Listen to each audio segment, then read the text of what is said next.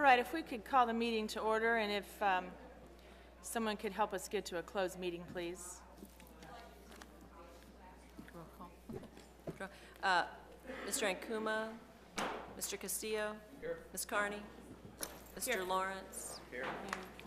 Mr. Sharp. Here. Ms. Ward. She's here. And Mr. Webb. Thank you. Thanks very much. Okay, Madam Chair, pursuant to the Virginia Freedom of Information Act, I move that the board convene a closed meeting for the following purpose: to discuss or consider the identified subject matter personnel under Section 2.2-3711A1, in particular, staff appointments, staff resignations, staff retirements, change in position, child care leave, leave of absence, and EPED assignments, and real property under Section 2-2-371A3, in particular, acquisition of real property for a public purpose where discussion in an open meeting would adversely affect the bargaining position or negotiating strategy. Second. Thank you. All in favor, please say aye. Aye. Aye. Thank you. We'll be back shortly. All right, thanks very much. And if someone could please move us back into an opening meeting and certify the closed meeting, that would be terrific. Madam Chair, I move that we reconvene in an open session.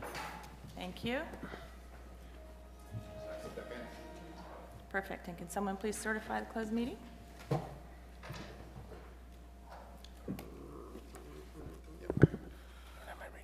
Madam Chair, whereas the Falls Church Public School Board has convened a closed meeting on the day pursuant to the affirmed record vote and affirm accordance with the provisions of the Virginia Freedom of Information Act, and whereas Section 2.2-311B of the Code of Virginia requires a certification for this school board that such closed meetings were conducted in conformity with Virginia law.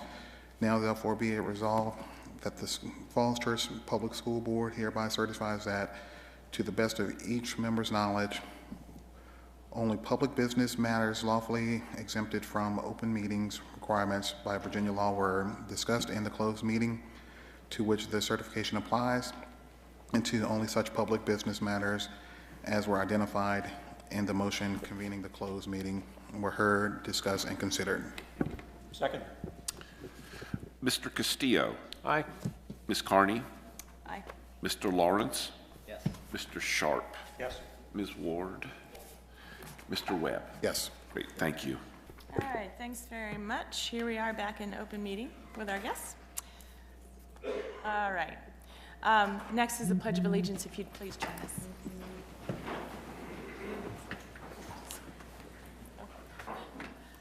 I pledge allegiance to the flag of the United States of America and to the republic for which it stands, one nation, under God, indivisible, with liberty and justice for all.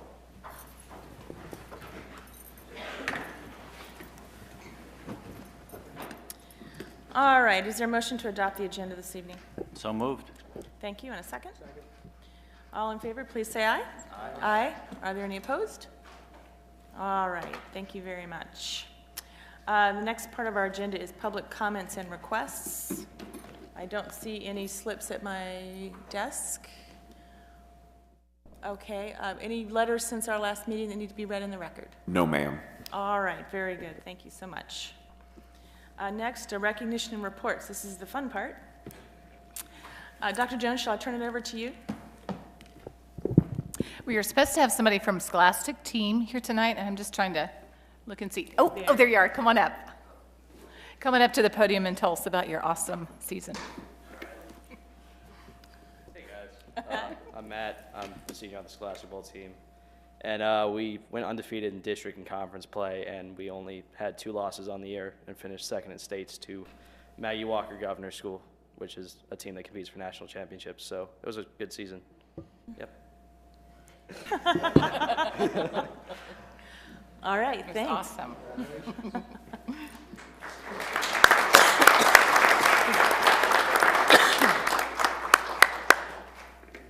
And I might say, just for a Scholastic team, I did travel down to Williamsburg, and it was a lot of fun. But I think probably more impressive than anything was even afterwards, because we did, finish state runner-ups, and the judges commented on just the character and just the whole demeanor of the team, how impressive they were, not only what they knew and how smart they are, but just how they conduct themselves, because the judges had watched this team for quite a few years, and several of them were back again. So congratulations, and it was a great event. Next, we'll switch to, I believe it is swimming. So are the coaches coming forward for swimming, or do we have the swimmers? They'd like to introduce themselves and tell us about your season.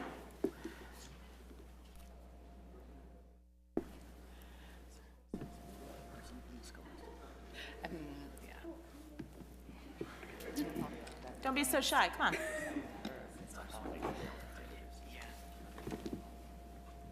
Hi, I'm Sarah Mills, and I've been a member of the George Mason swim team for the past 5 years, and this year I had the honor of being the team captain for the girls team. I would like to thank the school board for your continued support, and we all know that without your support we wouldn't be able to come as far as we have in the past few years. I'd also like to thank all the parents for what they do to keep all the meets running.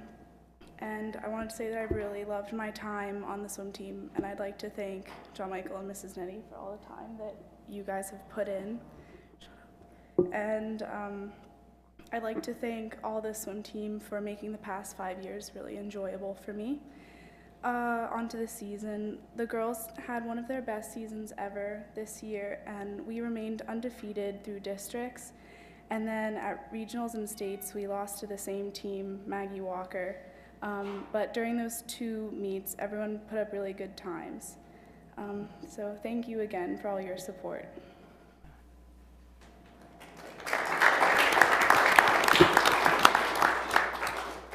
Hi, my name is Nick Roberson, and I'm a senior. I've been on the George Mason swim team for 5 years, and I have to say that I've never seen a more successful swim team than the one that we've had this year. We had a lot of momentum going into the season. We went undefeated in the regular season and carried that on into the postseason, winning districts, regionals, and then states, edging out our nearest competitor, Maggie Walker, by 112 points. We won 377 to 265 with multiple state records set and a lot of team records broken, a lot of personal bests, and just an overall great team for the guys' team and the girls' team. It's just they had a lot of competition. So, and we had a really great year, and thank you guys for your continued support. Thanks to the parents, because we all know that not all the responsibility lies on the students. We need someone to carpool everybody and put in the long commuting hours. So, thank you to everyone.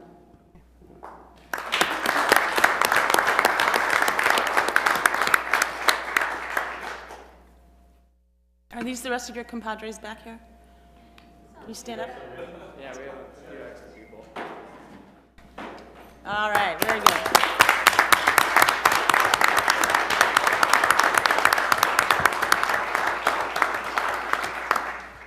Congratulations on a great season, both teams. Congratulations to the swimmers, and I want to say I didn't get to come to your state. That was a weekend where we had multiple events going, so I was at one and Mr. Bird was at another, and I know Mr. Horn was there, but it was sure fun to watch on Twitter because it was like win, win, win. It was a really awesome event, so congratulations to all of you. Do we have anybody from wrestling? I was looking for Coach Harris. Are wrestlers here? Oh, great. Come on up.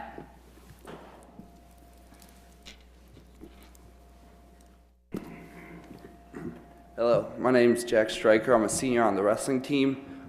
This year we came in to start the season. We thought we were going to have 8 returning wrestlers along with a new crop of underclassmen. And then by the time we got to January, we were left with only 7 wrestlers due to injuries and other reasons. So to have 7 wrestlers, it would have been pretty easy for everyone to just give up and kind of go through the motions and end the season. But we stuck together under the leadership of the 5 seniors that we had. Sarah Gomper came in the season with reconstructive knee surgery. She was cleared a week before the season. Sadly, she got re-injured later, but she stuck around and helped the team, which was great. And then Also, it was a good boost for the team led behind seniors Max Safer and Grant Hagler, who both put on dominating seasons, medaling at almost every tournament we went to. They also earned all-region, or all-district, all-region, and all-state honors, both taking 5th place. And as a team, we all progressed and had our best seasons of the year, which is all that we can ask for when our team is so small. Thank you. Thank you.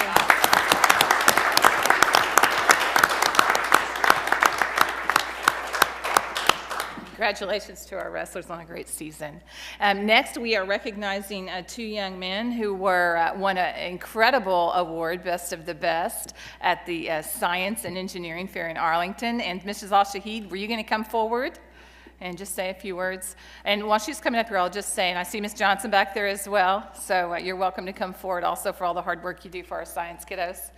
And I just want to say, since they are coming forward as well, what a great job our middle school is doing, really focusing on STEM education. And we're just so proud of not only why you're here tonight, but just all the work that you're continuing to do at the middle level for STEM. So thank you for that. Thank you. And on behalf of the students and the teachers at MEH, we do thank the board and Dr. Jones for your continued support. I actually have 3 gentlemen up here today because we received more good news today.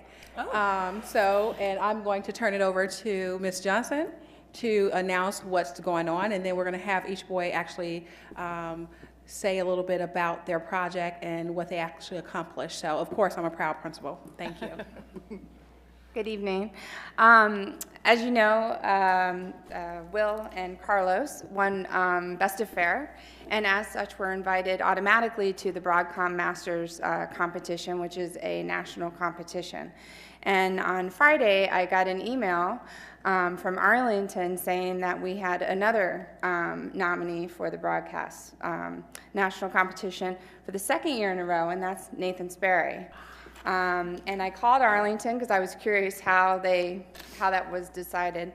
And it turns out that we had, I posted it somewhere, but we had 5 first place finishes, I think, out of maybe 15 categories. And so the judges apparently take those first place winners, and then from there they whittle it down and invite others to the Broadcom. Wow. So Nathan's here as well. So again, his 2nd year.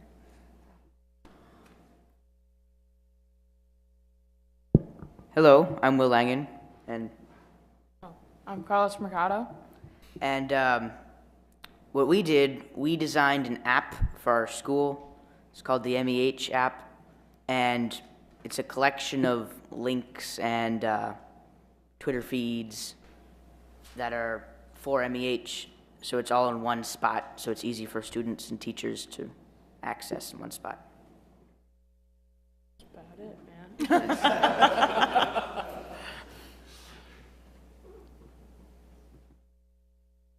Hi, I'm Nathan Sperry.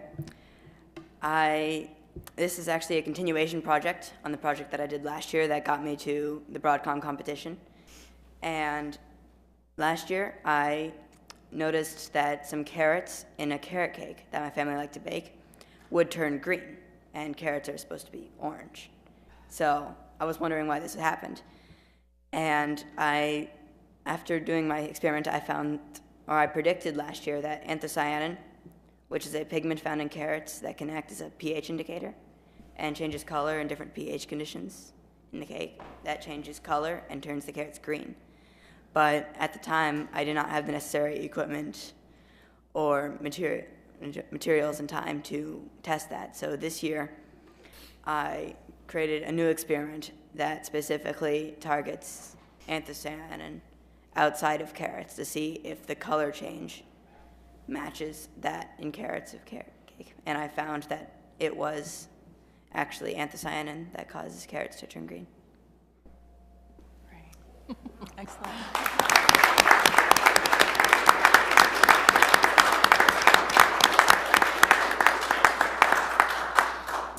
Congratulations. And I might just add that GM, our George Mason students, also had some participants at the fair as well. Yeah.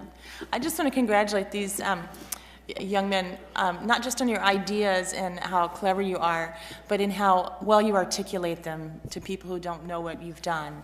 It was very easy for us to understand. I think that's a wonderful combination that will serve you well in life if you can both create new things and help other people understand what they are and how important they would be. So congratulations, you guys are great. All right. Yeah. The next thing we're going to do, which we do only once a year, and it's one of the most fun things we do once a year, is in recognition of VSBA's School Board Clerk Appreciation Month, we're going to show our appreciation for our school board clerk, who is Mr. Hunter Kimball, who sits up here with us. I'm going to present a little certificate to Hunter, but I always like to give other members of the board on the days that they'd like a chance to say a couple things about Hunter before I do this, so that it's not often we have a chance to recognize him for all the hard work that he does on our behalf. 13 and a half months out of the 12-month year. So, anyone? Lawrence? We'll just take a minute to say thank you for me being one of the new guys on the board, helping to get us the information, helping us to understand, just going through my first budget cycle here on the school board. The information that you and Dr. Jones put together is very concise and very informative, and definitely helped me get to a point of having a better understanding of where we go and how we come up with the budget proposals that we do. So I want to definitely thank you for that. Very good. Mr. Lawrence? Hunter, I've rarely met anybody who's as professionally capable as you are, and who's happy all the time. I mean, it's amazing, because you prep us for our budget meetings, and I know that when we come in and we've got a 50-page document there, you and Dr. Jones have been spending 12, 15 hours over the weekend getting it ready, and then you have to deal with all our questions, and you seem like you enjoy every single second of it, which is wonderful, because it makes it easier for us, and it's just a joy to work with you. So as one of the not-so-new members, thank you. Thank you. Very good. May I? Yes. I just want to thank you too, Hunter, for all the hard work you do for the board, and the clear documents you present us that make a very difficult job, especially coming in brand new, very easy to understand. And thank you for all your kind comments and your support and your upbeat nature. It's a pleasure working with you. Thank you. Mr. Castillo?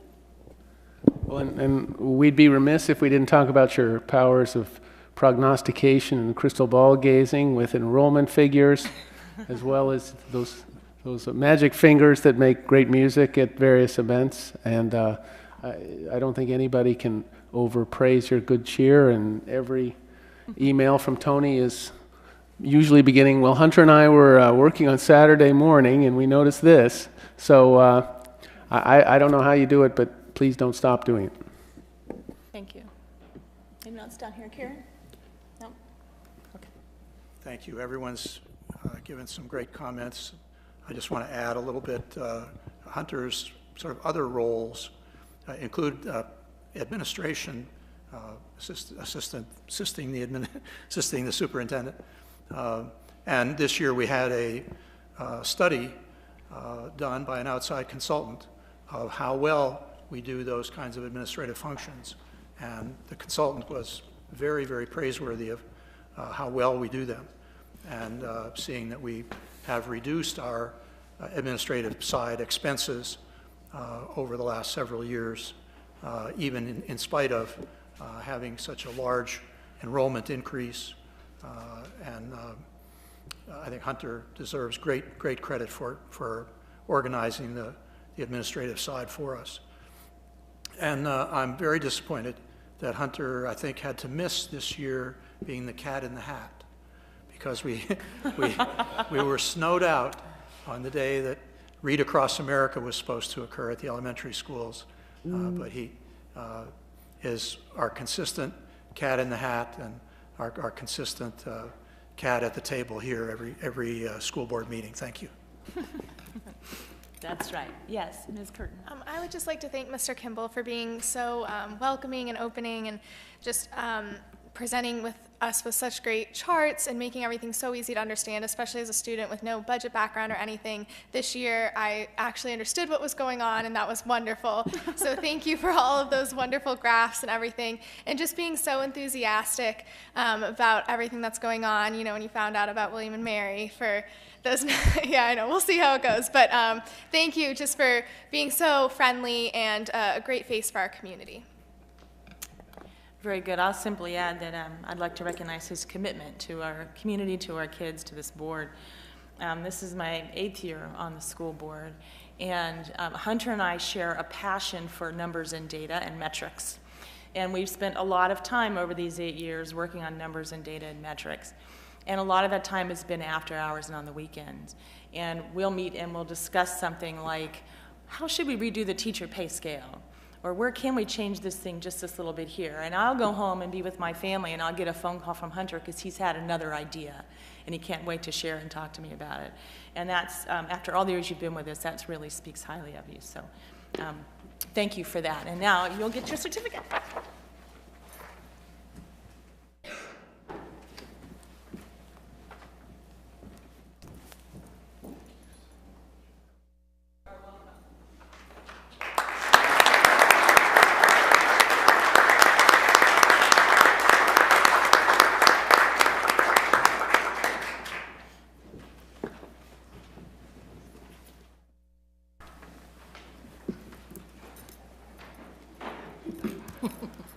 Yes, you may all feel free to go home and do your homework. All right, the next item is the consent agenda for this evening.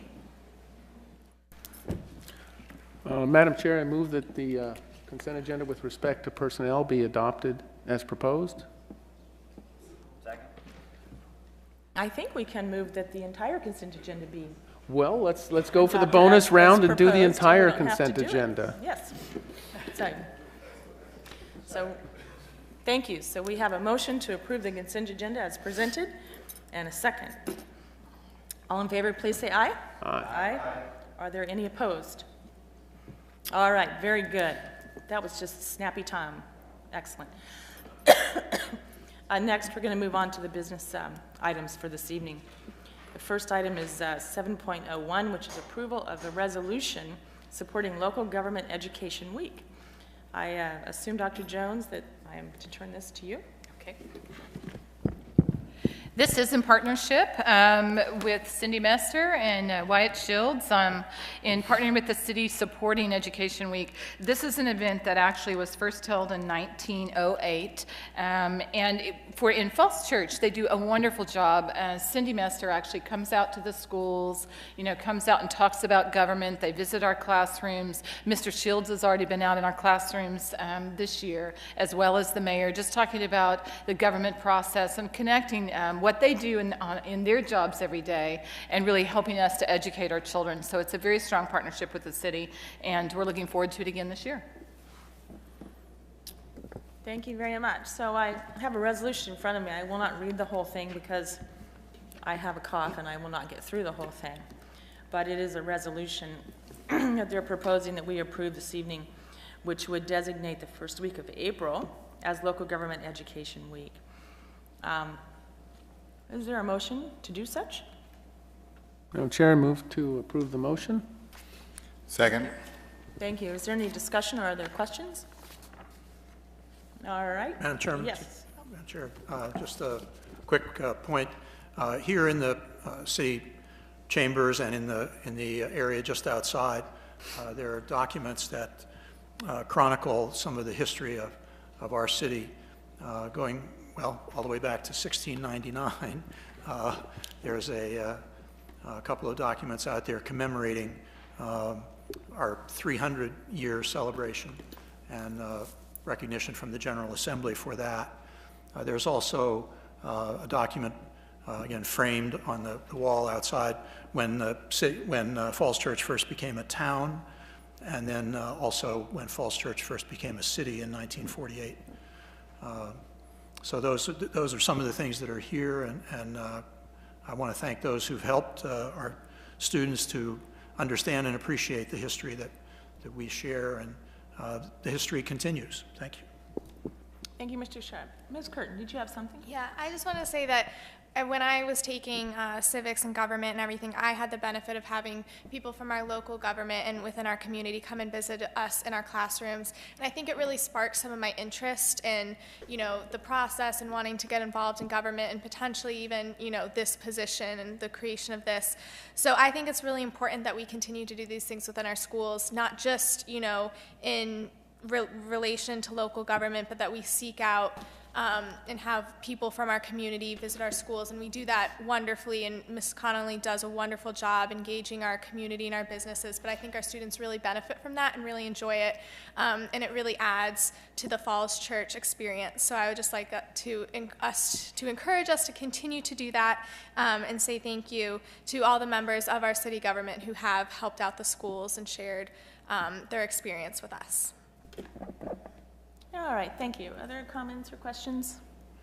All right. Madam Chair, I would just like to echo what Ms. Curtin said. I think Mr. Shields last night during the budget talked about the personal touch that we get here in Falls Church. I think we get spoiled, but I'll always remember that when we first moved here, we were trying to get our personal property sticker for our car, and somebody said, well, I'll bring it on my way home from work. So they dropped it by the house. And I think we get a little spoiled here. We forget just what a special place this is, and that's only fueled by the people who serve at all levels in the city, and I think this is a great lab about what a great representative and democratic system we have, and we should keep that going.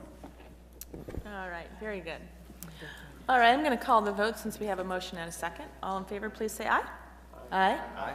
Are there any opposed? All right, very good. So we will, I have this resolution in front of me. I'm going to sign it and hand it to Mr. Castillo for him to sign along with Margaret Ward, and then we'll get this taken care of tonight.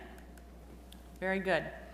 The next topic is the approval of the naming of our new preschool complex on Cherry Street.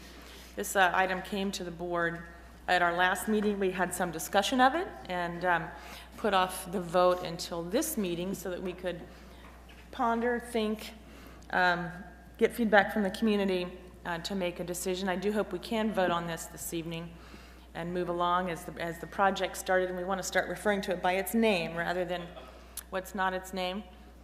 To remind the community, there was a naming committee called together with a number of distinguished folk on it. Folks in the community had some number of weeks to submit their requests for names and nomination. There were more than 100 of them, I think. The committee considered each and every one of them and came back to us with a list of 5, a short list of 5, which are the Cherry Street Preschool, Jesse Thackeray Preschool, Kathleen Haleko Preschool, the Maddie Gundry Preschool, and the Proctor Preschool. And so these are the names we have before us tonight.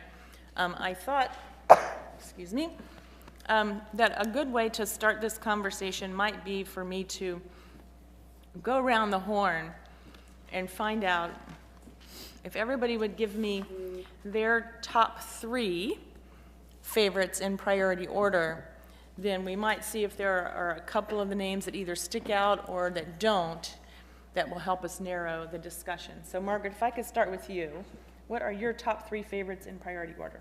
I have 2 top that are tied. Sorry. Of course you do. Of course I do. Okay, what are your top 2 in tied order? Kathy Haleko and Jesse Thackeray.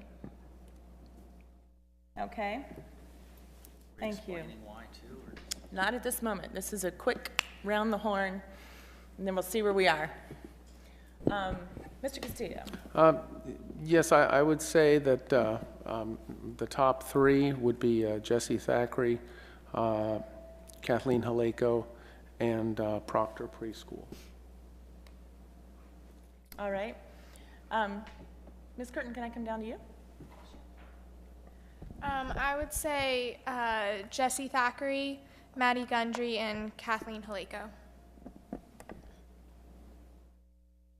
All right. Mr. Sharp, I'm going to start on your end now. Thank you. Well, I was going to ask for a deferral for this evening. I have questions that I'd like to resolve, and if we do have to vote, I'll cast a vote. But my sense is that there's still questions outstanding. Thank you. All right, thank you. Mr. Webb, your top 3 favorites? My top 3 are Jesse Thackeray, Kathleen Haleko, and Maddie Gundry. All right, and Mr. Lawrence. My top 2, and my first choice is by far my favorite, is Cherry Street School, and second is Jesse Thackeray. Okay, and I will weigh in, and I will say that my favorite, and I think I expressed this last month, would be Thackeray. After that would be Gundry, and after that would be Cherry, in that order. The method to my madness in doing that was to see if there were any that stuck out as being strong favorites or any that weren't. My quick poll tells me that Cherry and Proctor don't seem to have a strong constituency supporting them. So I think those are ones that didn't feel to me like they would live through this.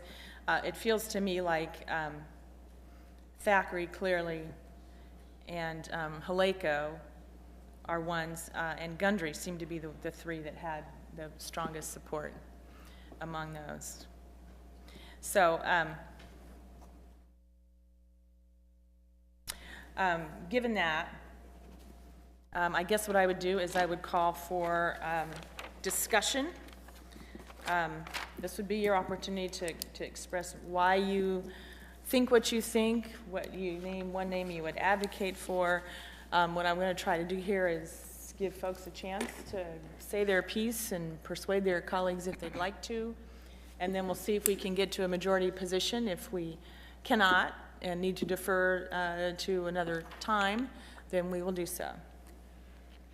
Who would like to speak first? I will. And, well, you know, obviously Jessie Thackeray and her husband have had a huge influence on the schools in the city.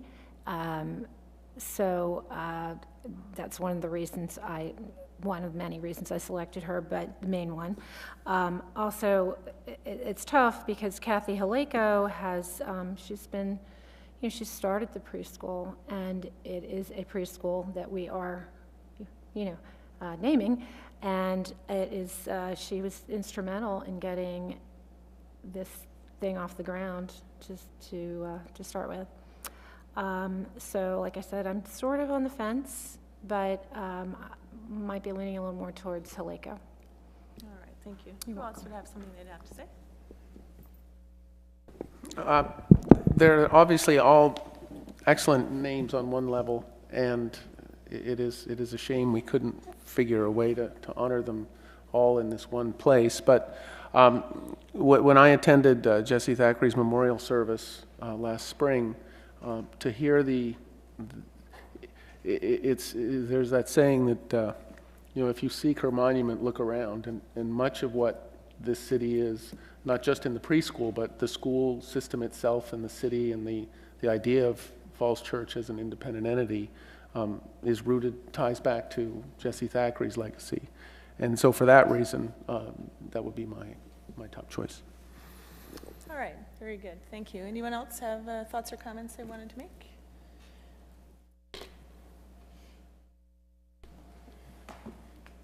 Let's make a push for a tie for the least favorite. I chose Cherry Street School for 2 reasons. One, like I said last week, my Ohio upbringing is just, it's going to be called the Cherry Street School one way or another. But also, given how much we worked with the neighborhood, I mean, this has really been a Cherry Street neighborhood effort to bring this school to where it is. And it's had its ups and downs, Lord knows. But, you know, the neighbors have come out en masse to talk about the school. You know, some are more supportive of different parts, some are less supportive, but they've all helped us move it forward. So to me, this is a Cherry Street neighborhood school that I think the neighborhood is going to be very proud of going forward, and it's going to be a very good neighbor. So I understand it only got one vote, but still, I think it would be a very good and very appropriate name. All right, thanks very much.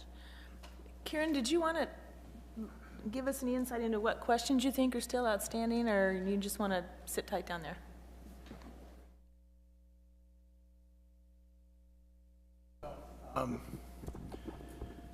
I'm very glad that there has been such a review by the committee, first of all. I think they've done an excellent job in bringing this proposal to us, the options that we have in front of us. And I also admire the work that John has done with the community, Cherry Street, and the support that they've been able to provide for us, grudgingly perhaps at times, but sometimes the strongest supporter after a long discussion becomes the one that was the hardest one to overcome. And so I think there's also some unresolved issues with other matters that I really don't think are appropriate to discuss on the public dais. And I just have to leave it there for right now. Okay. Thank you. All right, just want to make sure you had a chance to speak, so thank you for that. Ms. Gordon, did you have anything you wanted to add? Are you good? I feel like I said everything last time, so. All right, that's fine, that's fine.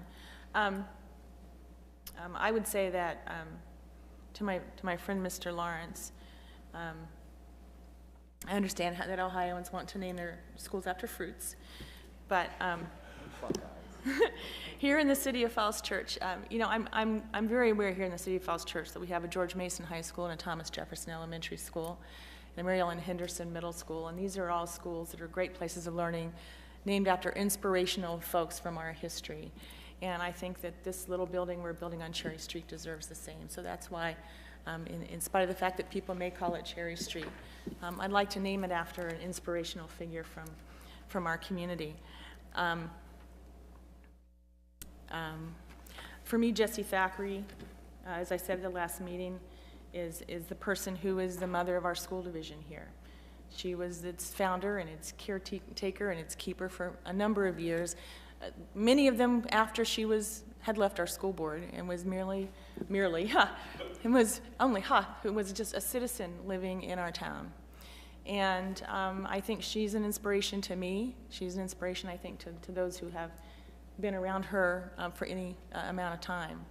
And I'm going to go a little bit feminist here for a second and say that I think she's a role model to which girls in our schools can aspire.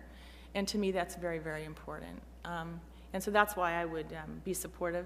I don't think that takes away from the wonderful job Kathleen Haleko has done for our schools for any number of years and will continue to do for a number of years.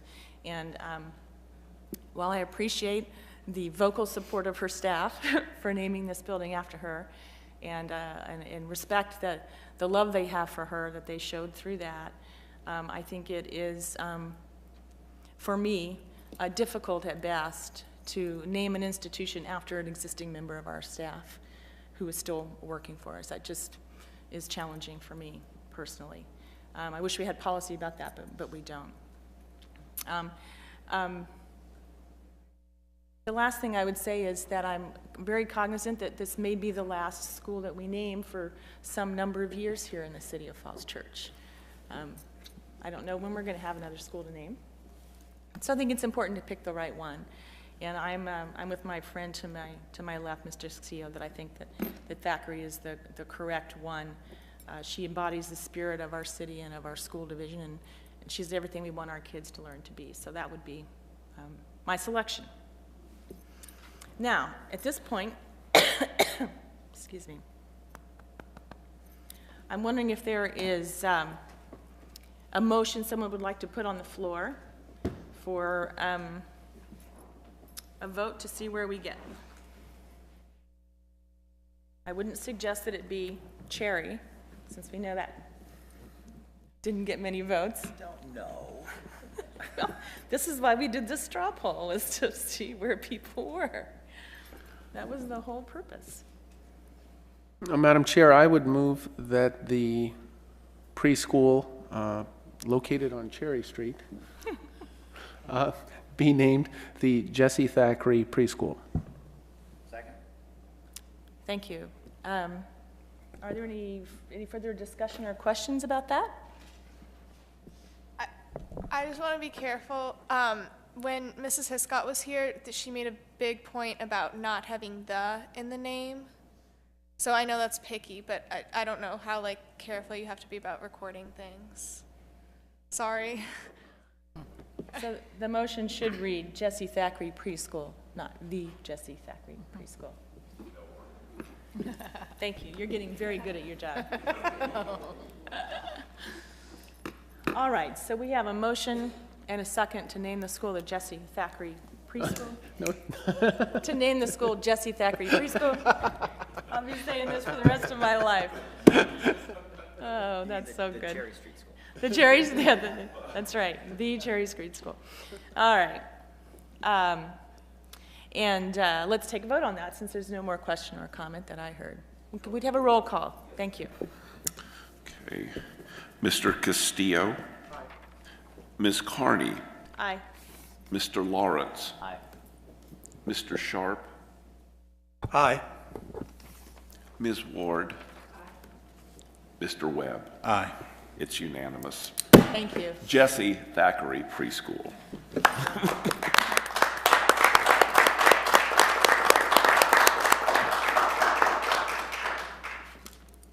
Thank you, colleagues. That feels really good. And I know that where Jessie is, that she's thinking, why'd they name that after me? I didn't do anything I didn't enjoy anyway. But I think that's great. All right. Hopefully the next topic will go just as well. And that is the approval of the 2014-2015 school calendar. Dr. Jones. We are bringing this to you tonight in a little different format than you are accustomed to seeing. And the calendar committee worked very hard on what I would say the bones of the calendar, and that's where conference days go and grading days and VHSL and end of the quarter. The one aspect that we, for this calendar, are asking for a little more time is just for the placement of the professional days that would fall in August or June. We're still working with teachers. Had a great meeting again this week. We've just been generating feedback on where's the best placement. The committee overwhelmingly asserts, everybody's in agreement, it's impossible to start moving instructional days in the middle. But what we do need desperately is to get the student days set so that parents can plan vacations and know what they're doing for winter holiday and all of that. And then I would bring this back to you again just to show you where the staff have felt the best placement for those days. And what we've done is we've highlighted the days that staff are talking about right now. Those days are in yellow in August and yellow in June. And the certs have been very creative about where to put those additional days and talking about where would be a tech conference, or where could they place the day to set up classrooms. And again, this is really getting the instructional day set for the kiddos. It does have 182 days, the extra instructional day in it, and this calendar does have the professional days on it. It's just we'll bring back the placement to you. All right, very good. Are there questions or that anybody has about this? Mr. Sharp, are you reaching for yours? Yeah, I have just a couple of observations. I was able to attend a meeting yesterday where this calendar was discussed, and just want to observe that there was really great collaboration among the maybe 30 people who were in attendance, representing all the different levels of staff and all the different buildings. And there was much discussion of how to allocate these days so that they would be most effective. I didn't really hear much of any discussion of how to place the days so that it would be most convenient for me, which I thought was just outstanding. And the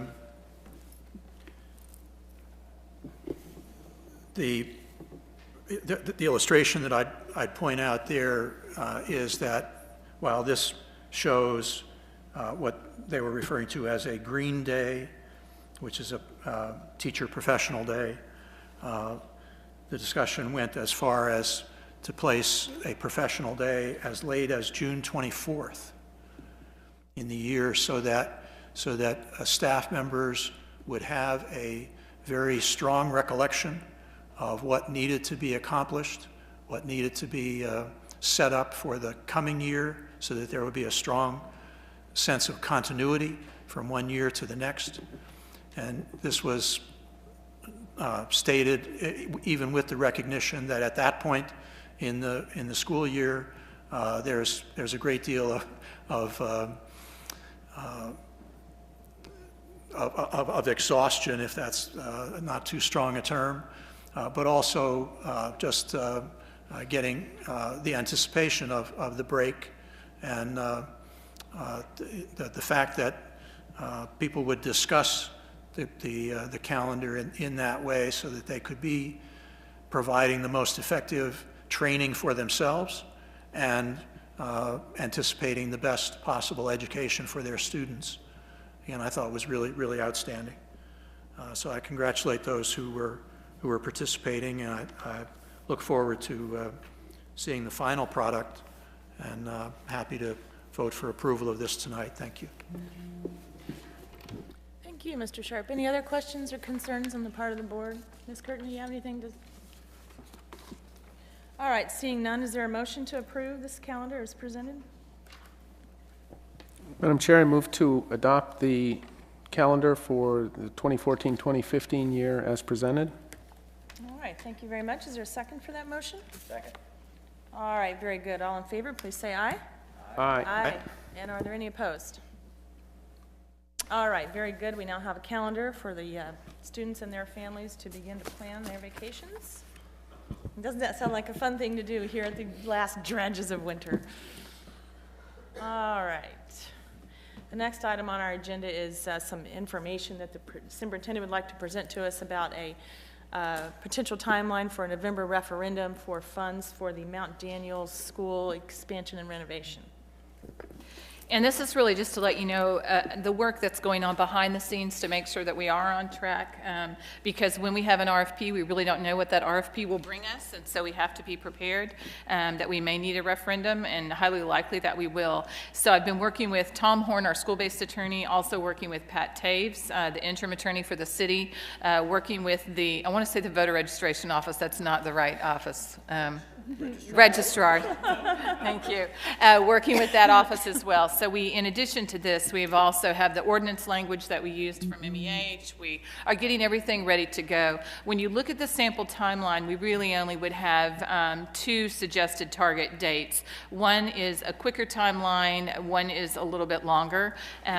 Given that it is, a referendum, we would be inclined to recommend from our standpoint and from the attorney's standpoint to allow that 60 days, for council, just because that allows more community engagement. And we know that will be really important. So, but again, this is just for your information tonight, letting you know we are on the ball behind the scenes and getting everything in preparation. The other thing that we have followed up, some people are asking great questions that help guide the process for us.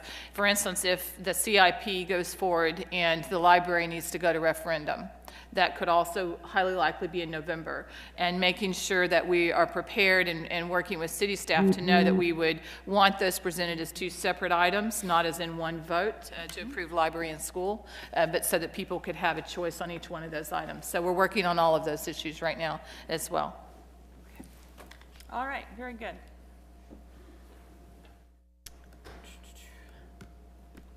Next is the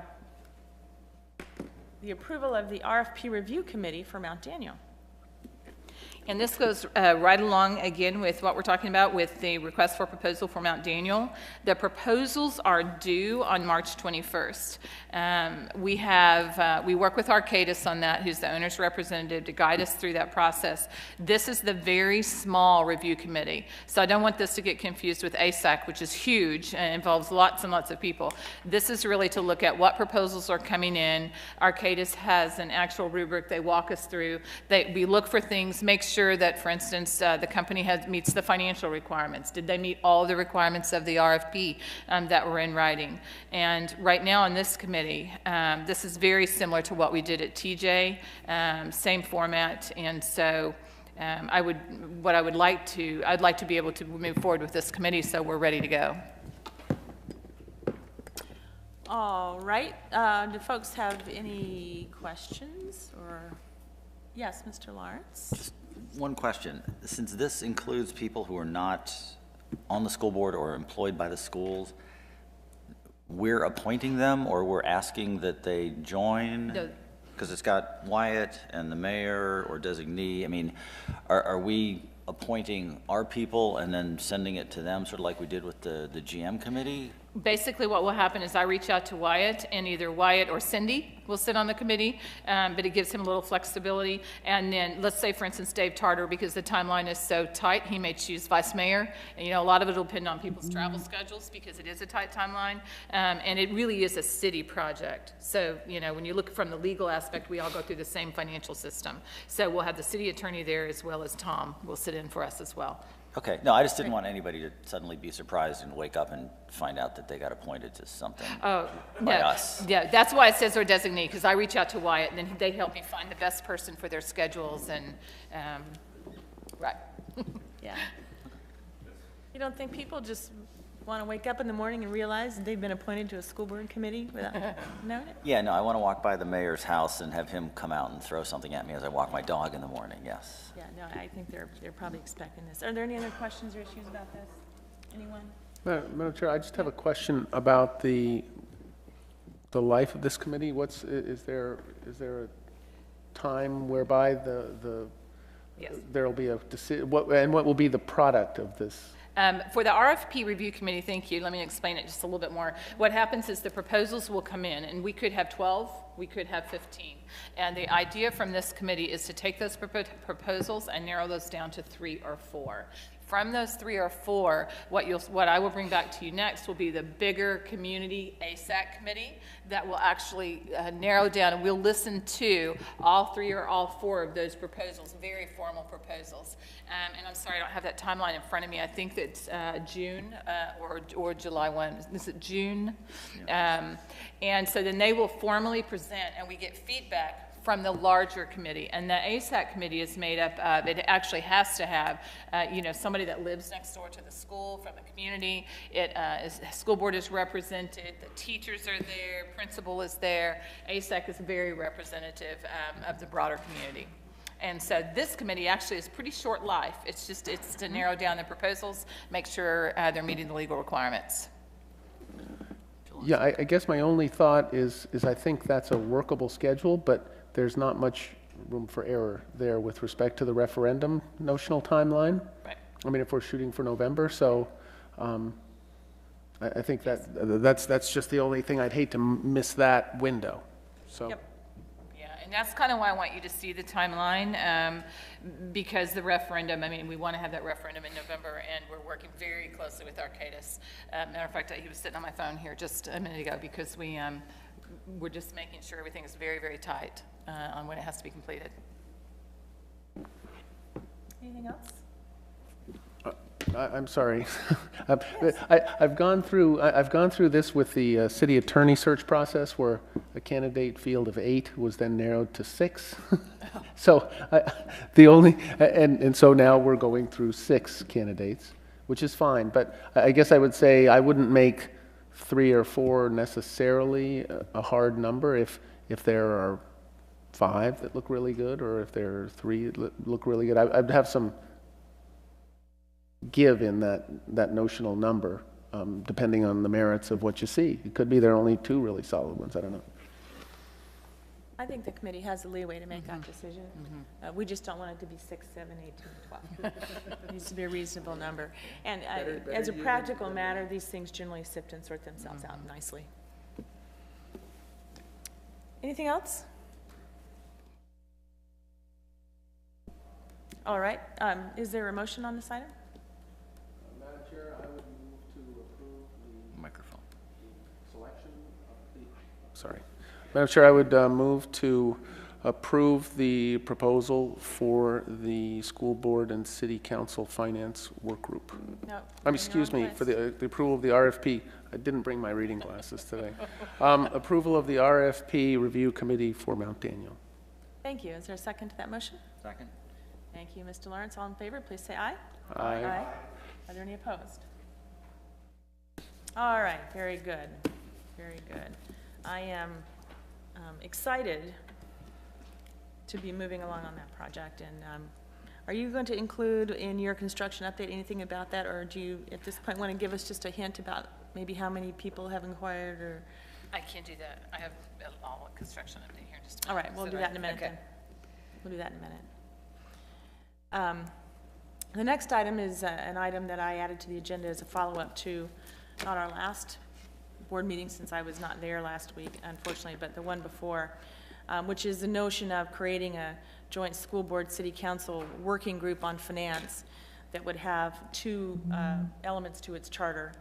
The first would be to discuss improvements to our budgeting process that would make it a more collaborative and successful endeavor for us each year, and the second would be to talk about some strategies the city might think of employing for the next X number of years, where we envision that the student growth percentage will be far higher than the revenue growth percentage, and we want to, rather than every year kind of piecemeal trying to figure it out in the budget, see if there are strategies we can employ to make it easier for us to do long-range city planning in that circumstance. Since I raised this at the meeting, I've talked to just a couple of you on the board who think that's a good idea. I've had the chance to raise this issue with several city council members who've said they think this is a great idea, because generally what happens is we go through the budget, and at the end everybody says, boy, we should find a better way to do this. Everyone says, yeah, we should, and then another year goes by and here we are. And so this evening, what I simply wanted to do was up this topic with you as my colleagues on the board, and request that you give me permission to send a note over to City Hall requesting that we jointly create this group, that it would be a couple of us and a couple members of the City Council to roll our sleeves up and sit down and try to hash out a way to work together more positively on these issues. And so with that, I'll stop and see if there's anyone who has great issue with this or supports it or has any questions or needs clarification about it.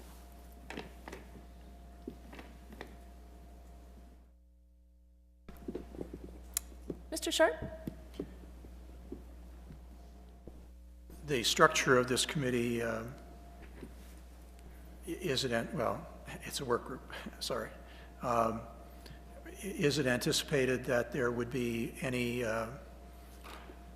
request for persons outside, say, the board or council membership and outside the chief financial officers for each group who might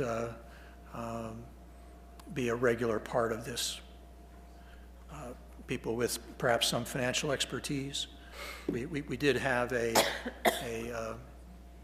long-range financial planning working group at one time, and while there was some strong disagreement, I think, that several of us had with members of it, it also came to a unanimous support for our going forward with a grant application for the TJ project. So I think, you know, again, at times you have some difficult discussions, but they can result in some wide-ranging support for important projects to go forward. So I'll just ask if consideration might be given to some outside expertise. Thanks, Mr. Sharp. In response, That isn't the way I had envisioned it, but that was just me. And I certainly believe that this group would need the support of the city CFO and of our own CFO. I think they'd certainly have the right to ask for guidance, counsel, and expertise that they might believe they need in the course of their conversations from any quarter. Kind of the method to my madness in having 2 members of city council and 2 members of school board be the primary players there was that we are the ones who are in the trenches each year going through and living the processes and understanding kind of how that works. But that was just my vision. I would not want to turn this into a much bigger group or a group that would be politically or otherwise more charged in the community than this would be, because my whole notion here is to have some people sit down at a table and roll up their sleeves and through conversation and collaboration and brainstorming and sharing of ideas and opinions come to some recommendations that they could bring to each of our bodies for consideration. So but that was just my thinking. Let me just say, I don't think there's any perfect way to put this together. I did have the experience, sometimes pleasant, sometimes not so pleasant, with Hunter Kimball to be the sort of school side representatives on the working group leading up to the Mary Ellen Henderson project. And there were, there's one council member and the city side financial chief at that time, and there was an outside consultant, and I thought the outside consultant was pretty bad, actually. So, as I said, there's no perfect way to do this, but I think it is something to. I'm very glad that this initiative has been taken. Thank you. I think it's a necessary thing that we should put some concentrated effort here. And I'll just be eager to see the city side response. I hope they're also wanting to participate in something like this.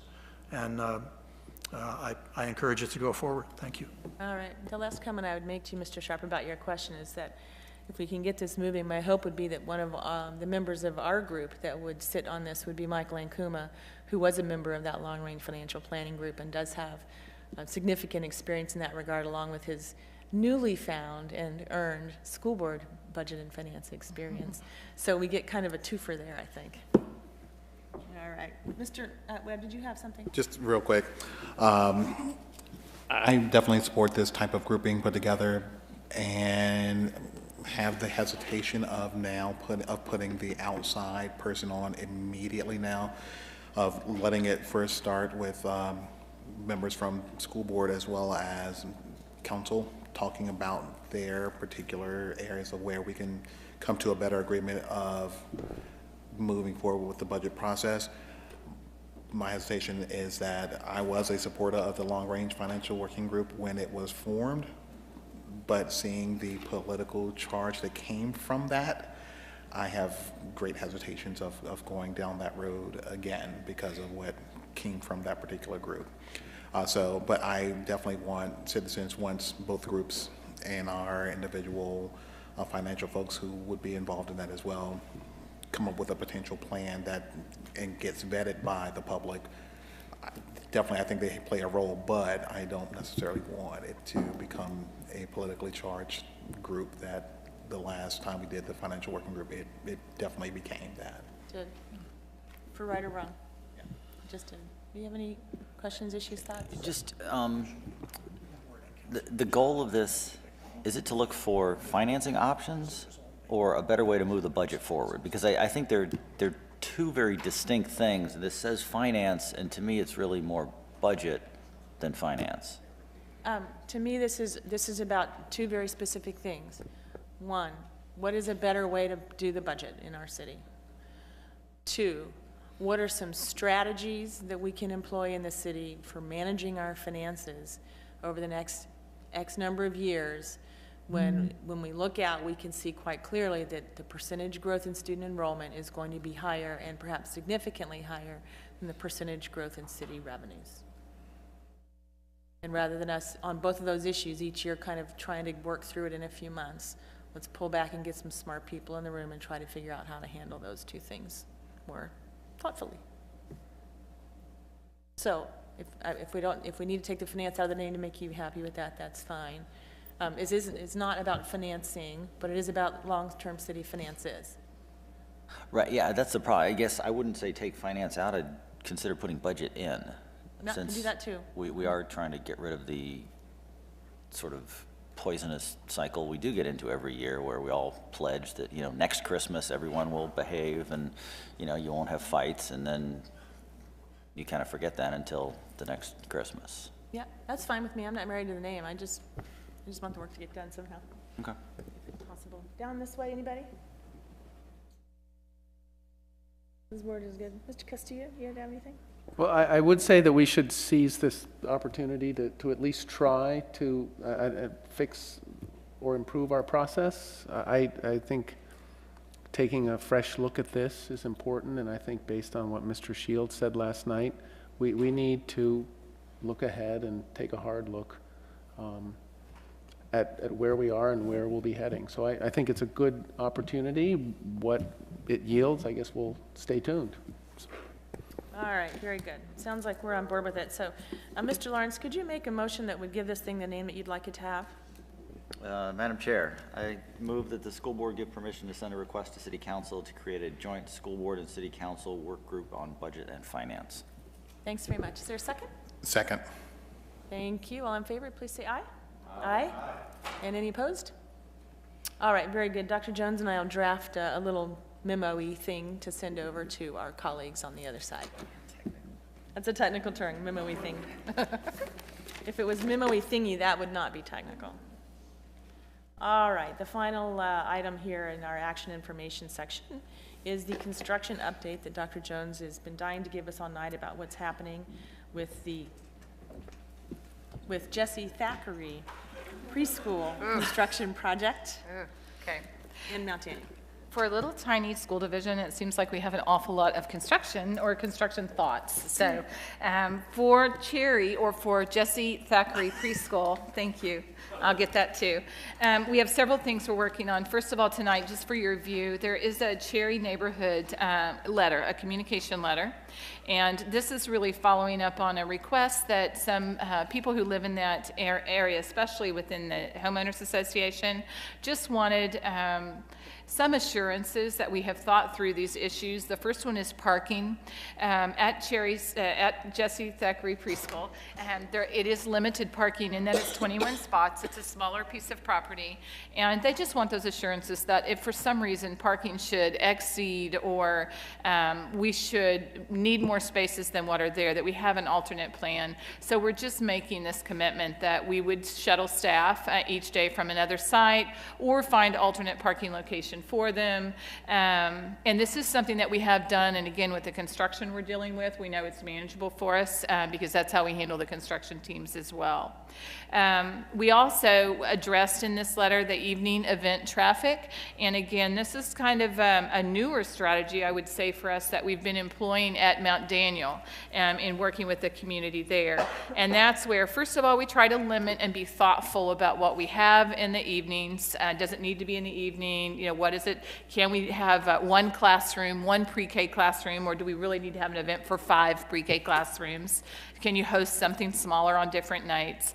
And this is actually just addressing that if we were having, for instance, a parent night, that we would shuttle our parents and allow that satellite parking at other campuses. Right now, when we do this at Mount Daniel, we've done this this school year, we use St. James parking, and then we also use TJ as well. We try to find different areas of the city, and then our school buses pick parents up and take them right up the hill.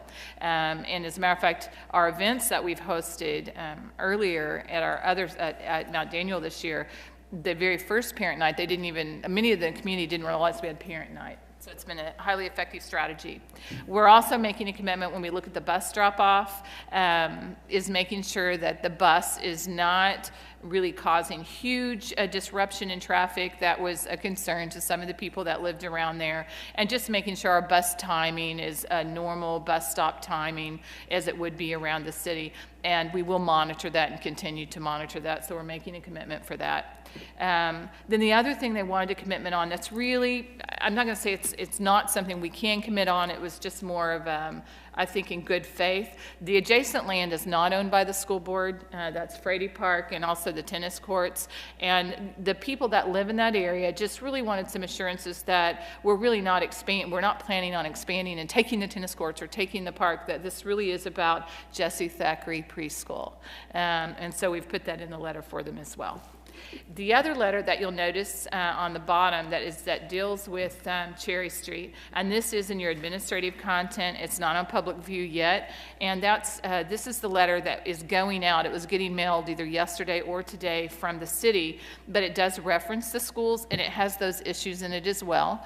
But it's a joint letter that we actually produce with the city planning office, and this has to do with the site plan regulation. So I just wanted you to be aware that that's there, and by regulation, they have to mail this out to the people that live adjacent and around the property. The other thing, along with Mount Daniel, let me go back to, actually, let me just, another key piece on the Cherry Street timeline. We meet on construction every Wednesday. When I met last Wednesday, the kind of good news, bad news is we're on time for Cherry Street.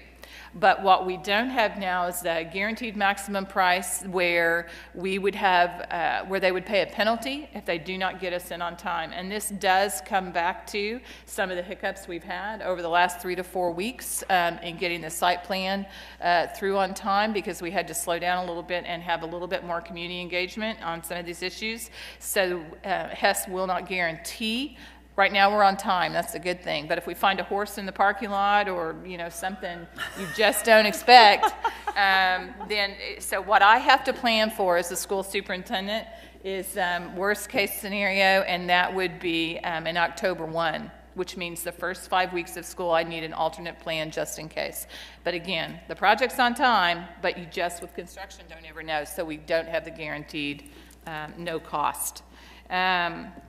Behind that, we have the next thing I wanted to mention tonight was the TJ final sign-off. I'm working very hard on that, but and I know Mr. Sharp had asked about this last month, but just so you know, I'm very prudent on making sure that we do not sign off on the project if everything has not met our expectation. And this probably goes from many years of experience being in a school division that was growing a lot, opening a new elementary where that was signed off on, and for 1.5 years I ran around with things that were not okay. So we're really making sure that we are satisfied with everything. Right now, we have a door closure that we want fixed, which is an emergency door that was automated initially when all of the new fire alarm system went in. They didn't automate the door, and this is an elementary with little kids, and it's not that it has to be by code automated, but we expect it to be automated. It was automated when they put the new system in. So they're waiting on the parts and taking care of that for us. It's taken quite a bit of engineering and detail. No extra cost, but we want that fixed for our children. We also have science tables that if you've been in the STEM lab, they didn't have the casters on them, and in the original specs they were supposed to be movable, and so believe it or not, it's taken quite a while just trying to get the design, because they had to go back out and redesign the table at their expense. So we're waiting on that as well. But that's it. They're not huge things, but we want it done right before we completely sign off. On the Mount Daniel RFP, I know we just updated you on that. And again, for the Mount Daniel RFP, that is due March 21st is when those proposals will come in, working very closely with Arcadis on the Mount Daniel RFP. We did have a visitation day at the school, after hours, where, and that's very normal with an RFP for anybody that's interested in the project. There were at least 35 different responders just that came that day. There have been questions where those questions get answered and then posted. They're posted on the city website where the RFP is housed as well officially for city procurement. Then behind that is just the update on the GM MEH planning process.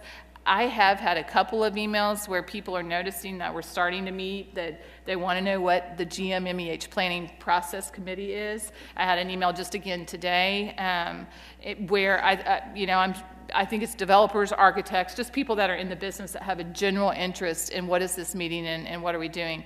And it really is a planning, it's a committee that is really looking at the process to lay out a really good roadmap that then will be approved by city council and school board, and we have planning commission on this small committee.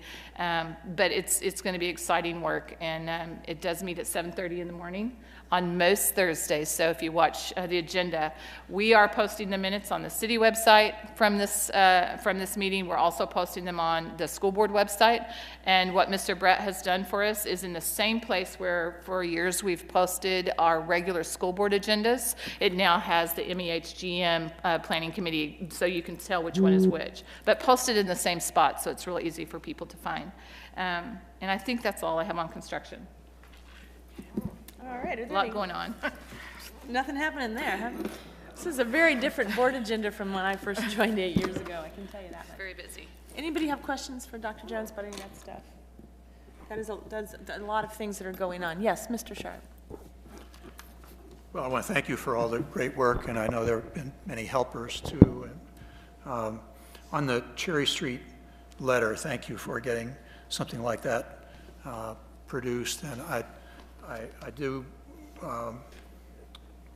am pleased that even from the start on this, that in Dr. Jones' approach to what the programming would be at the site, it is very consistent, as she says in the letter, with the historical use of the property. And I think our budget, as it's adopted, also affirms that pattern of use is to be in place. Our CIP also affirms it, that the CIP indicates that the usage of the property would be for as many as 62 students by the time we get out 5 years from now. Now I understand that's a planning document. It's not the hard and fast rule, but it does reflect our intent to be consistent with the historical use of the property.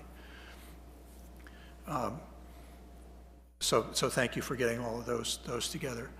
I do want to suggest that with regard to the TJ final sign-off, and I'll just put in a plug for myself there, that I was the school board's liaison to the HSAC for that group, and I did enjoy getting into that process quite heavily, and enjoying and encouraging others to do so as well. But I wanted us to be perhaps having a bit of a celebration at the point where we do have the final sign-off. And if you could predict for us when that's a point in time that kind of thing would be appropriate. I think a nice spring sort of wrap up to putting a nice bow on this project that we really didn't have that opportunity to do it in the winter time. Wouldn't have been appropriate to have a recognition ceremony in that context anyway. I think this would be an ideal time now to do it. Again, sometime in the spring when we feel like the full punch list is taken care of. And again, thank you for the transparency that you've been showing with regard to the planning for GM and for Mount Daniel. I think it's very, very important to have the community confident that we're proceeding in a way that takes their concerns, their interests into account. I think one of the best ways to do that is to involve them, inform them, and that's been a consistent pattern. And I congratulate you again for doing that. Thank you. All right. The next thing is future agenda topics. Just want to pause for a second, see if there are any of my colleagues that have things they'd like us to take up in the future that they want to shout out now about. I met with the SCA at the high school earlier on Monday, and we're working on elections for not only my replacement, but also potentially new positions on school board advisory committees. So it's something I brought up before, but will come soon, hopefully. We'll have more on that so we can present a more formal plan to you guys, and also so we'll have more candidates for my replacement, which is kind of sad, but you know, good. So that will be coming up for you guys. All right, thanks. Those will be big shoes to fill for sure. I know there've been some back and forth on email about this topic over the last couple weeks. And just make sure that you and Dr. Jones are in sync. I mean, I think that the policy already includes the students on most of the committees that you had in your proposal, but want to make sure that that's the case. And in terms of the selection method, I don't know if that needs to be memorialized anywhere. It certainly isn't anywhere yet. Just if you two would make sure that when you bring something to us, that it's all in one kind of good piece, if there's stuff we need to approve, or if you're just bringing it for information or whatever, so we don't lose time on it. Can I share one thing about that? Yeah. I also had a meeting yesterday with CBC, and there's a group of community, which you may be aware of, maybe, that really wants to engage our students more, and so they're working on how they can work with us, same kind of structure, but getting our students on all of the various commissions, committees in the city where it would be appropriate to increase student engagement, which goes right along with our work plan. And I actually directed them right back to Maeve and told them that we could use the same process and function to help them find those students. So very exciting. And I have been in contact with them, so we're working on that as well. That's great. I think that's awesome. Outstanding. And yes? Don't give me the look. Why not? Just one question. If we're going to work to try to get students on city boards and commissions, is that it? Well, let's not talk about city boards and commissions, because that's not our business. Well, no, that's what I thought was being said, and if it was, I just think it'd be good if the school board, officially sent something to the city council saying we think it would be a good idea, but if that's not what we're talking about. No, what she was saying was that the CBC would like to work with the general government to get students on city boards and commissions, and she sent them to Maeve, and so Maeve is going to work with them on that. Okay, I think we should talk about, if students are going to be on, I think we should support them as a board with the city, because the city's going to have to make changes, to allow boards and commissions to have students on them. Right now they don't. Well, yeah. So I just say, as we move forward, I think this board should encourage the city council to actually do it. I think it's great that the CBC is taking the initiative, but, it's more a policy question. Can I actually say something to that? Yeah. Just to kind of clarify too, they're working as a group of individuals who really want to move this forward, and basically we're a partnership just to help them, and because they will approach Mr. Shields and on the city end to work on that side. But really, from our perspective, it's more how can we get the word out to high school students? How do you actually recruit students? And so we've given them kind of our pledge that if the city and the CBC should move to put students to be more active in the city, that we will certainly do our part to help them have the same kind of recruiting process we did to get Maeve. And I would just say that the way I see it is that we'll start with the school board, because I think it's a more natural progression in those committees, and then see further down the line what happens. Okay, very good. Anybody else have a future board agenda item? Yes, Madam Chair. Oh, yes, sir. I did have a chance to chat with few members of the board and the exec director of the Education Foundation at just before they were about to enter into their long-range planning discussion. And I believe the desire on their part is to have a more integrated connection with for their fundraising with the priorities of the schools, the school board, and I think it would be helpful for us to receive a report about that as an agenda item at a future meeting, to get some feedback from them, kind of what they're working on, and let us also see how that matches up sort of with our work plan, with our CIP. Are there places where their capabilities and our plans could mesh very well, and we could strike some memorandum of understanding or other type of process where they feel like they have that kind of integrated level of support for our programming. Thank you. All right, I think that's great. Dr. Jones, if you and Mr. Webb would take that on your desks, that would be awesome. Seeing nothing else, let's move along to the superintendent's report.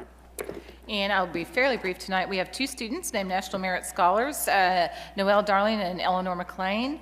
We also had a wonderful MEH career fair this week, and just lots of people involved. I think there were at least 80 different careers that were represented, and everything down to, I know that one of the doctors that was with us brought like a banana where they could stitch it, and I just thought that was really cool. But our career fair really...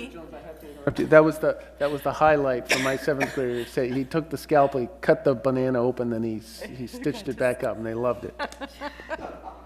It's a simple little thing. I know.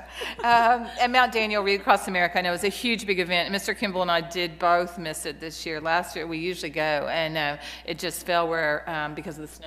For us, we were both booked with budget.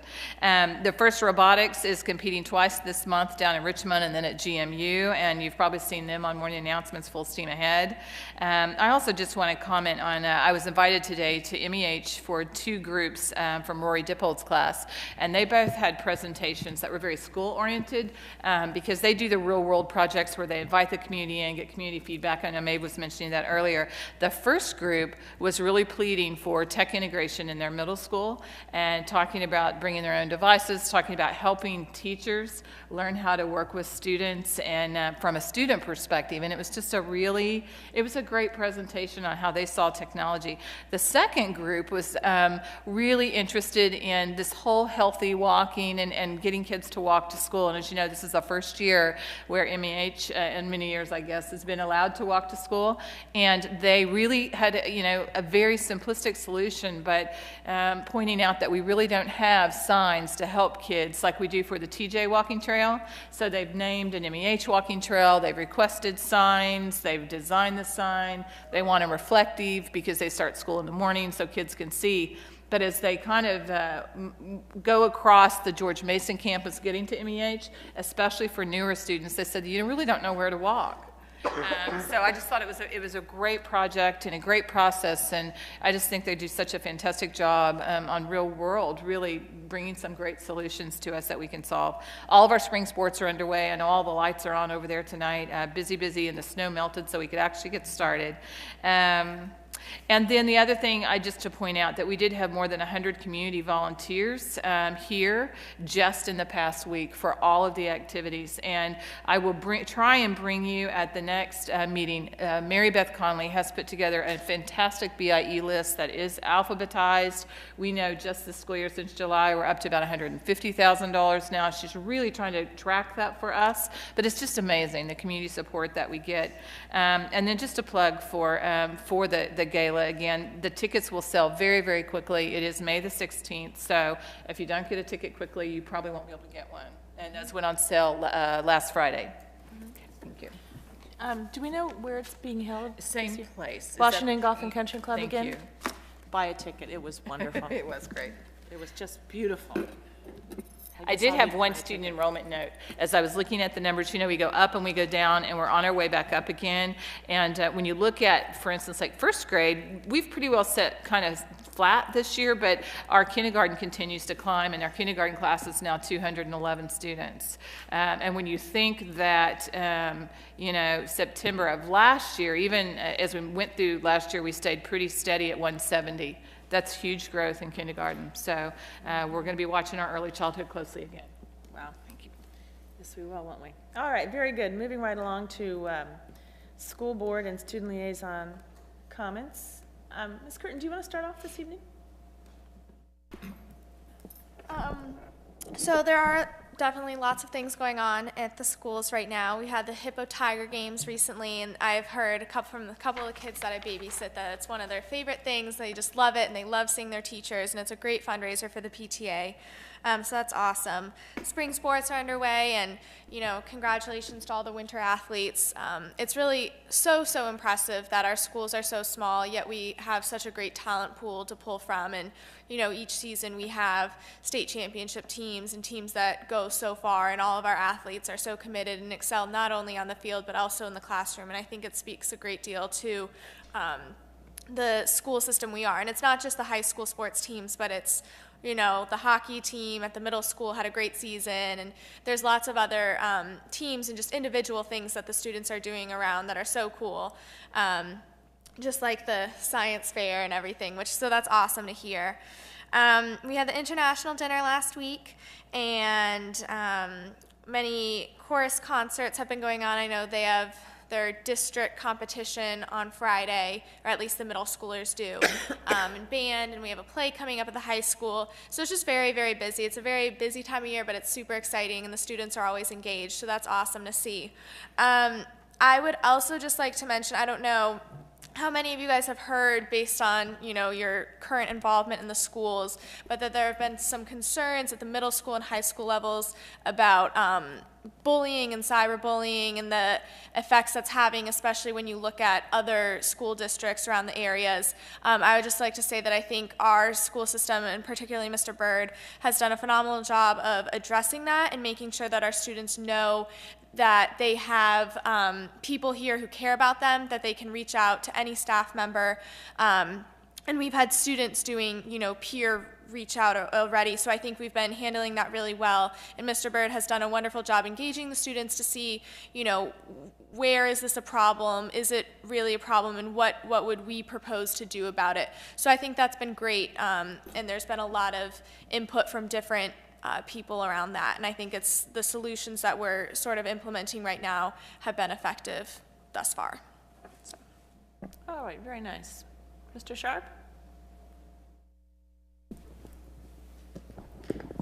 We had our first FLE meeting, finally, after several postponements because of the really bad weather. And I think we had a pretty productive meeting as well. There was a report of how the staff provides notice to parents of the kinds of content that's going to be covered in the different FLE classes, and how that's communicated to the parents in a timely way. And there is opportunity for the parents in a rather detailed fashion to indicate in particular instances where they may want to opt out their students. Even given those very detailed and timely communications, there's very, very few who choose to opt out because of I think the high quality community-wise program that we have put in place. I was pleased to be a volunteer along with my wife, at the Hippo Tiger Games last week, and I'm getting feedback that it was very, very successful. Not just a lot of fun, but also raised a lot of money, somewhere in the neighborhood of $7,000. And the people who put that on is just dozens of volunteers, dozens of prizes.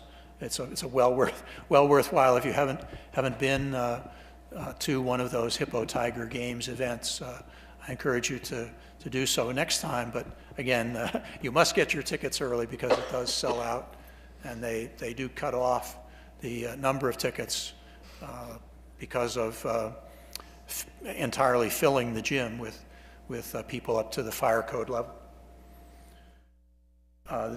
Sorry that Michael Ankuma isn't with us tonight, but I will mention the Chamber of Commerce, to which he's the liaison, has their gala in April, Saturday, April 5th.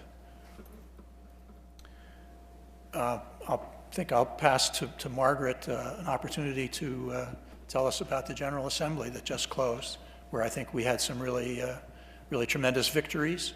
And thank you for giving us the great follow-through on the General Assembly. Well, I would love to, but I'm not familiar with that. I've been sort of dominated with an issue with the high school and the as liaison to the athletic boosters. John had called. Thank you, John, for calling this to my attention. The field, the turf field, is in bad shape. It may have, let me see what Tom said, it may have maybe 2 years left if we're lucky. After that, it may have to be closed. It may be unsafe for students to play on. Unfortunately, I guess it was the city pushed the replacement of that field back from the 2000, I believe it was the 2017 budget, right? Does that sound right? They pushed it to 217, yes. 217 from 216, right? And then they pushed it up again. So let me get my facts straight here. I'm sorry, I'm really tired today. So anyway, it will be 2 years past its warranty in 2016. It could last till then, but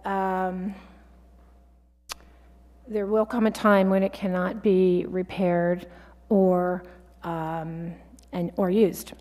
And the athletic boosters, as you might imagine, are very concerned about this, and they would like to know what to do. My suggestion to them was to present a united front to the city and to let them know about, the possibility that we won't be able to use the field and how important it is. I am under the impression that the city is not necessarily fully aware of the dire situation of the field. Does anybody know if when they pushed that capital improvement back, were they aware of the dire straits that field's in? I'm not sure they were. Yeah, that's what I thought, and so what I told the boosters, and what I'm hoping for is that with possibly Tom's letter he wrote to you addressing the needs for the field, as well as just presenting facts to the city, that they'll see that, well, we cannot push this back to, and then they'll move it back up, hopefully. But if not, the boosters really would like to get involved, but they don't want to step on school board's toes. So they just would like to draft a letter and run it by us before it's sent, and they may be, they're thinking about attending the town hall meeting on Saturday and recruiting other parents to attend as well. So, yeah, so we're sort of in a limbo about how to proceed with this. Any suggestions? Let's talk about that maybe after the meeting. Okay. And other than that, season spring passes are $40, and Spirit Wear's in. The mulch sale's coming up in April, so if you have a yard, please buy some mulch. And that's it for liaison. And Karen, I apologize about the VSBA. I did get sidetracked with this other issue. All right, are you good? I'm good. Kieran, are you good? Were you done? Do you have anything to add? I'll just say thank you for, I think we had two really outstanding results in areas that I think we had as priorities for our legislative agenda, and those included the A through F grading, where there's a delay that's almost certain to be adopted in implementing that, and in the SOL testing, a bill seems to have gained the support of both houses for reducing the number of tests, and allowing for a more flexible timing of the tests that remain, plus a continuing look at further improvements for future years. So I think those were things we felt were very important, and everyone who worked on it, very, very well done. Thank you. You're right, those are big steps forward, big ones. Mr. Webb. Picking up a little bit on what Margaret said, that was something that came to my attention as well, and I know I was not there at the Parks and Recs meeting on Wednesday because we had moved our meeting to that evening, but had a conversation with Danny Slint, who's the Director of Parks and Recs, and I know it was going to be a conversation piece that they were going to talk about and potentially talk with the Assistant City Manager about that possibility of moving that around. So just to let you know that. And I was out of town when the Falls Church Education Association had their retreat, but I am actually enthused as well to hear from Debbie of making a presentation to us about some of their ideas, and she did tell me that they are looking for ways to partner with us more in within their fundraising and goals there. So I'm excited about that as well. All right, very good. Mr. Lawrence?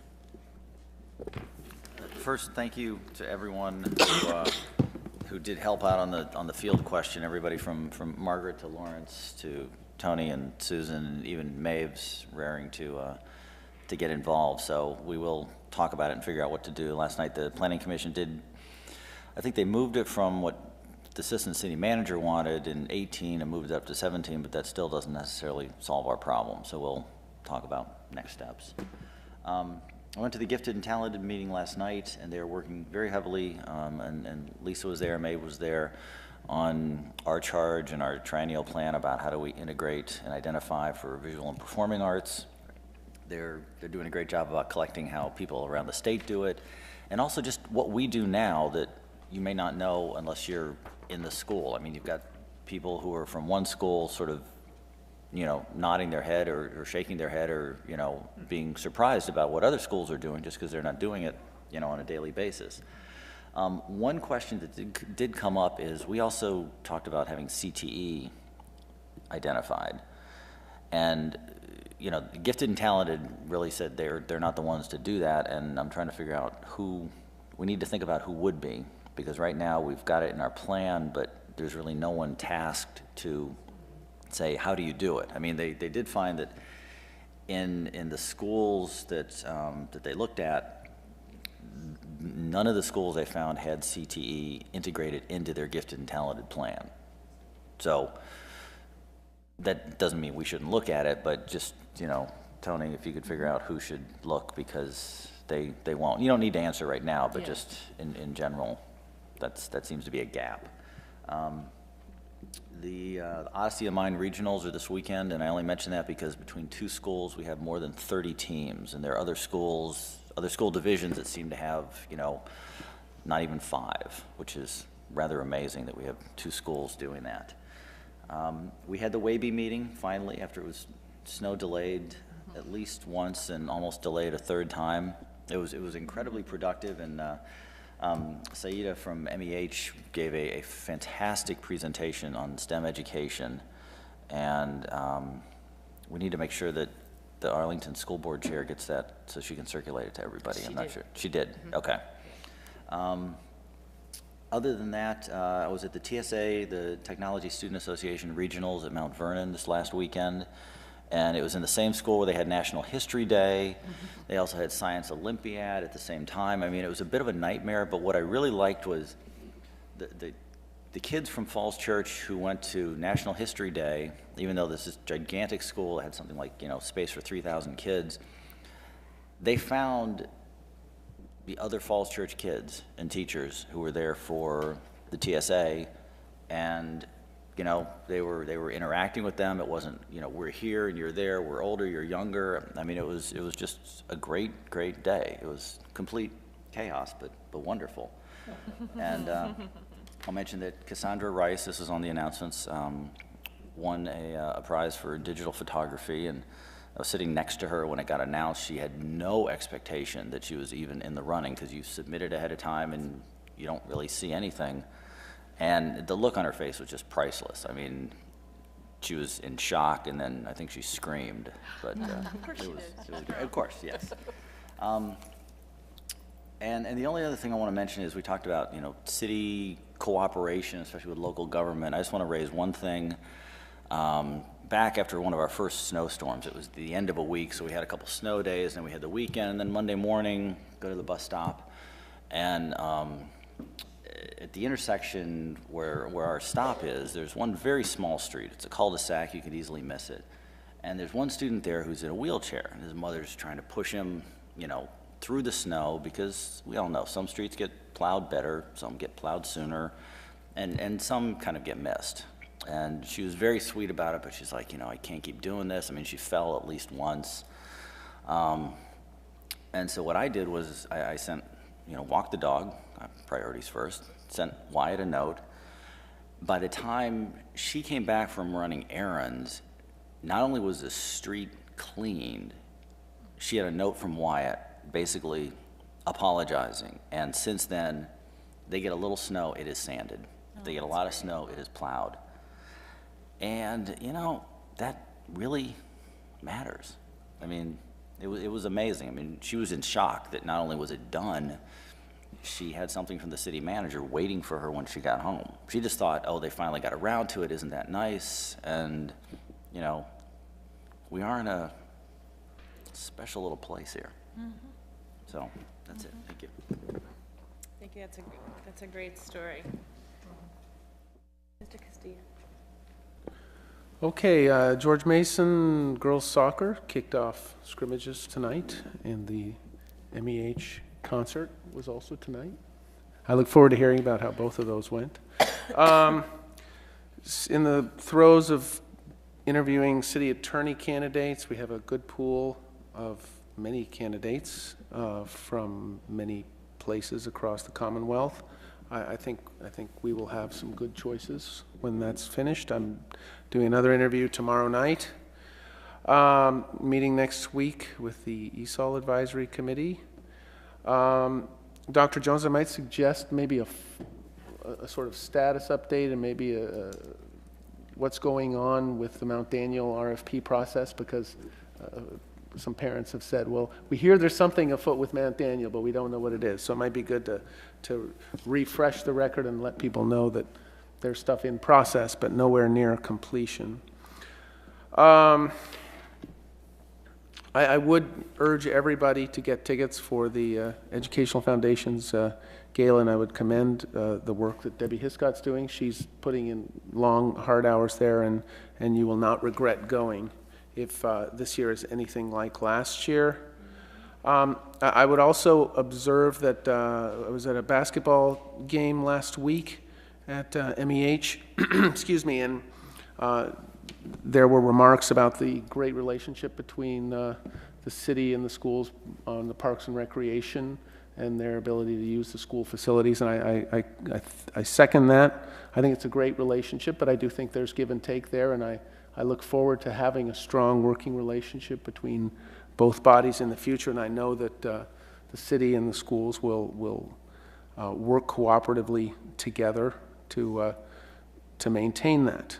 And that's it for me. All right, very good. For my part, just a few things. First, there seems to be some communication confusion about our next meeting with City Council, and I wanted to see if we could kind of sort that out. As you know, for us, this meeting on Thursday is optional. Please go if you'd like, and if not, you needn't. But Dr. Jones, maybe you want to kind of step up and talk about this other thing? We've been trying to get the schedule really understanding. I know that Mr. Shields is trying to compact the schedule a little bit, not have as many meetings. And the meeting that was scheduled for Thursday for us is optional. I did get an email today and wanted to know if there was interest in having that meeting back on for us. But again, for us to do it this Thursday and have budget questions submitted and have Hunter and I prepared for a budget work session with City Council would be almost impossible in one day. But the request was also, would we be interested in having a work session with them next Thursday? One of the suggestions that I'd mentioned to Susan is we have a work session on Tuesday scheduled. We're not at the point where we really need it for a pressing topic. So if we canceled our work session on Tuesday, could we do a joint City Council work session on budget Thursday?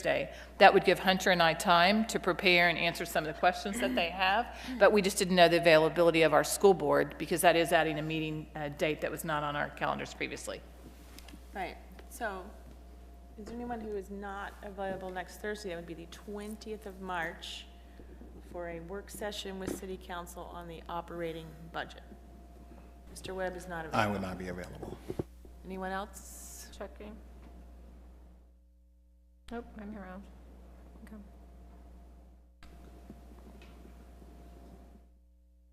It looks like at least 5 of the 7 of us are available and perhaps 6, so. Where will it be? Here? No, those are generally held over, but we'll let you know. They're usually held in City Hall. At 7? 7 o'clock? Oh, okay. Yeah, we'll need to let you know. Down. They usually start theirs at 7:30, but we'll let you know just to be sure. All right. Madam Chair, could I follow up on this issue? It would seem to me that it would also be good maybe to talk with Mr. Shields about a roadmap for where we're headed on subsequent meetings so that we have a reliable and concrete set of follow-up meetings.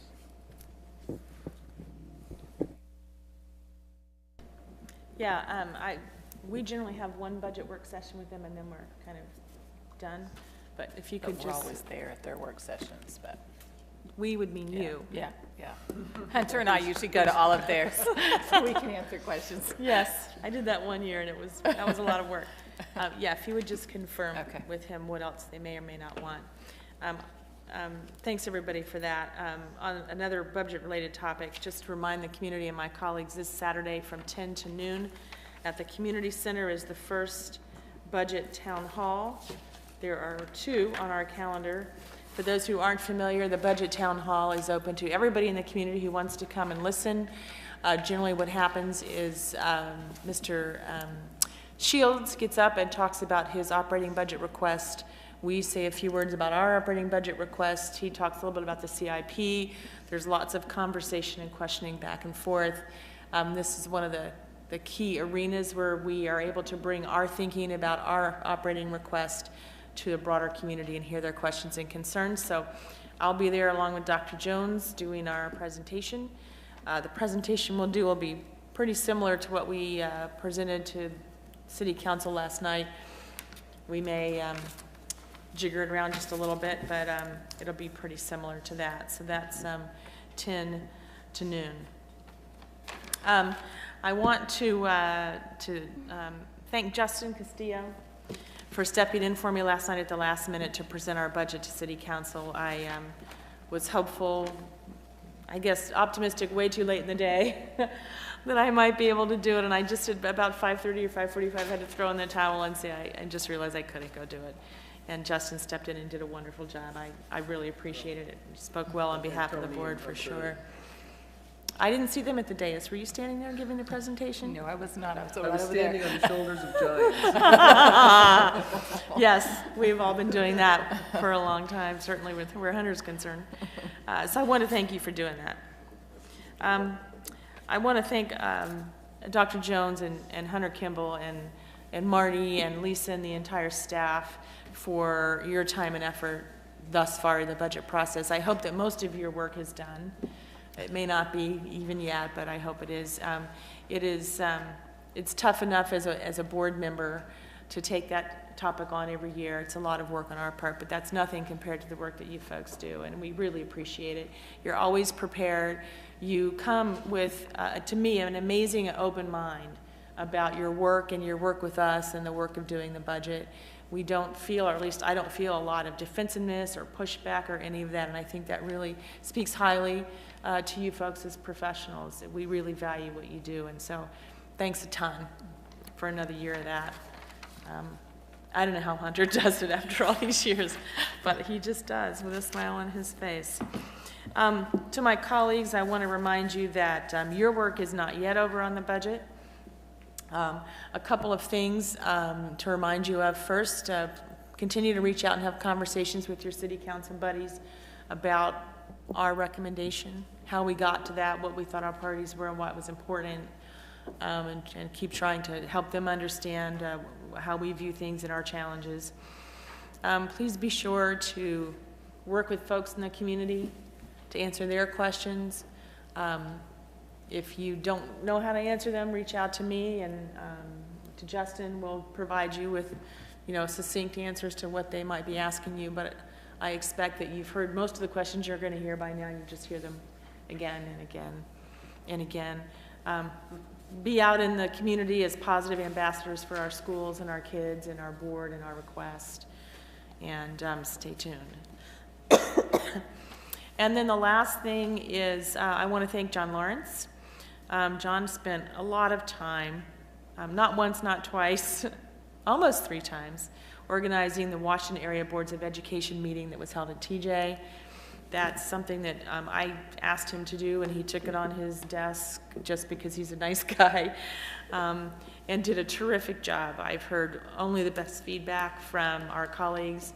And these are from school divisions around the entire Washington area. So it's not just Arlington and Alexandria and Fairfax and us, which is our usual crowd we hang around with, but also includes Manassas City and Manassas Park and Prince William and Loudoun County, as well as Montgomery and Prince George's in Maryland and DC. So it's a big group of folks, and I think it's wonderful for an itty-bitty little school division like ours, the itty-bittiest by a lot among that group, to take on having that meeting and hosting it in our cool new little media center at our cool new little elementary school, and to pull it off with such great panache. I think that everybody was just really, really impressed. So thank you, John. That was just good work on your part.